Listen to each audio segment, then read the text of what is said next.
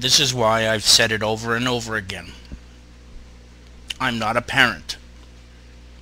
I've worked with teenagers for a good chunk of my life, from 1998 through 2005. And I always got to know my kids. I always got to know the ins and outs of their lives, the good, the bad, and sometimes the downright nasty and ugly. And one of the things that I pride myself on as a former teacher is that over the years, I know of at least 2 instances where I stopped and saved a kid from suicide.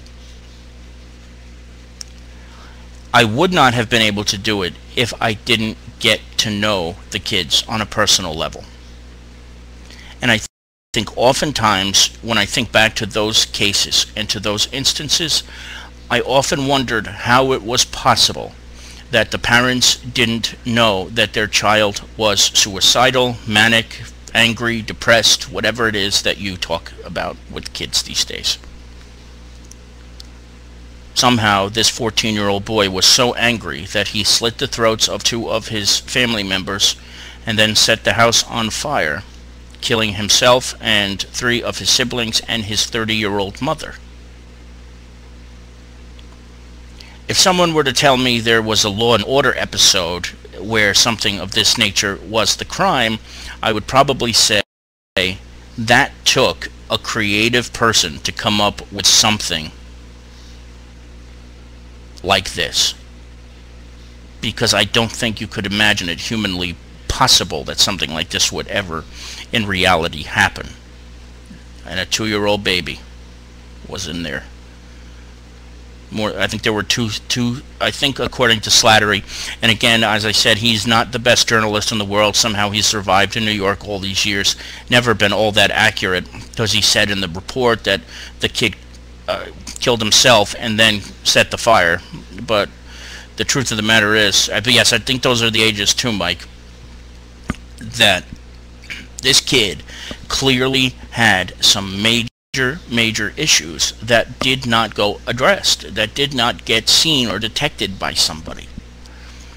And as such, it resulted in just a horrible story here.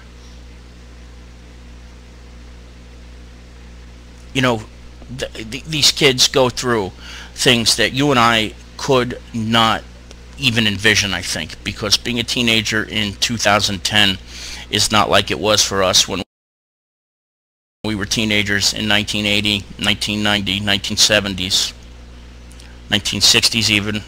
It's so different. The pressures that they have to deal with bullying at schools, with the temptation to use drugs, with sex and AIDS and all sorts of things. And the truth is, in most schools, this has always bugged the shit out of me, because I was never a guidance counselor. But I always did the work of the guidance counselor, because in every school I ever worked with, the counselor sucked. I had an office, and usually there was a line of people waiting to get into my office, because all they wanted to do was talk and say that they felt shitty that day, or tell me that they weren't able to eat breakfast that day, or that mom beat them the night before, or that dad didn't come home because he was too busy selling drugs on the street corner that night. And yet the guidance counselors had offices with doors closed, where mine was the one that was always open.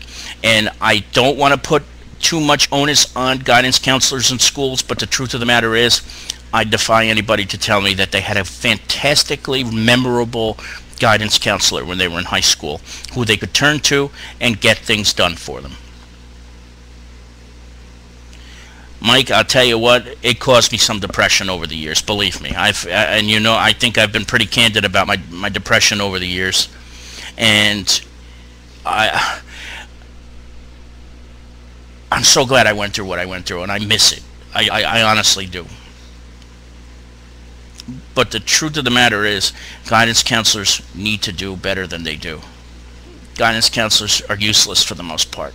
They don't involve themselves. And there are difficulties too in this day and age in getting involved and knowing the kids who you teach, because there are some people who look at that and say, well, when you get too involved, you're too, you're You can't get too close to the kids, and that's understandable. And we can thank pedophile priests for that, for screwing it up for the professionals who really did it for the right reasons and not to get into the pants of some of the boys that were serving mass with them. But all in all, it's disgusting that we have to see something like this in 2010, that 5 lives were lost, and that somehow nobody was able to detect that this poor 14-year-old kid was so messed up that he couldn't be helped. His actions led to his own death and the death of 4 people, including his own mother. And as Rescue Force says, that's what they do. The kids are not telling people what's wrong because they bottle it up. And part of that reason is because they don't trust their parents and people in their schools, a la, again, the guidance counselors, don't do what they're supposed to do, and that's to be an ear and to be an eye to make sure that their kids are not in deep trouble, that they're not depressed, that they're not going to murder somebody, that they're not going to kill mom in a fire or kill themselves. And that's just the reality of it. And you guys are right. There was no mention of a dad in this situation, which makes it doubly tragic. In fact, the youngest child's last name was different from the others, so there may even be more than one father involved with these kids. Doesn't take away from the fact that she was a great mother, apparently, and the kids were supposedly wonderful kids who were very well behaved. But I think my overall point to all of this is somebody somewhere dropped the ball here. Somebody should have seen that this kid was not playing with the full deck, because I'm telling you,